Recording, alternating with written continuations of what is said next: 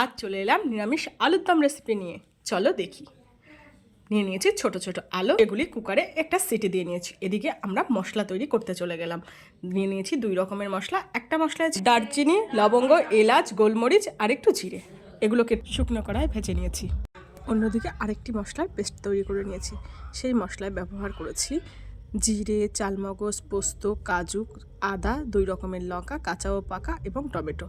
অন্যদিকে গরম তেলে দিয়ে দিয়েছি তেজপাতা, লঙ্কা ও জিরে। তারপর আলু আর কড়াইশুঁটিগুলোকে ভালো করে ভেজে নিয়েছি।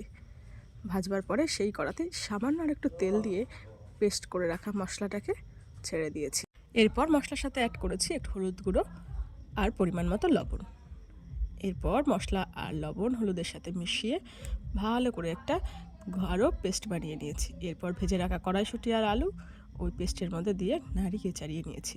এইভাবে আলুর দম করলে তোমরা রুটি, লুচি, পরোটা, এছাড়া রাইস, এমনকি নর্মাল সাদা ভাতের সাথে পরিবেশন করা যেতে পারে। আলুগুলোকে ভালো করে কষানো হয়ে গেলে দিয়ে দিলাম একটু গরম জল। এখানে আমি জল আমার পরিমাণ মতো ব্যবহার করেছি, কারণ আগে থেকেই আলুটা সেদ্ধ এবং ভাজা দুটোই করা ছিল, তাই আমার বেশি পরিমাণ জল ব্যবহার করতে হয়নি। এরপর এই আলুটা ভালো করে ফুটে উঠলে ব্যবহার করেছি সেই ভাজা মশলাটা। আমার পরিমাণে ভাজা মশলাটা একটু বেশি ছিল, আমি রেখে দিয়েছি, আর যতটা প্রয়োজন ততটা ব্যবহার করেছি। এইবার ফুটে উঠলেই প্রায় শেষে নামানোর আগে একটু ধনিয়া পাতা দিয়ে আলুর দম রেডি করে ফেলেছি। দেখো কতটা লোভনীয় হয়েছে।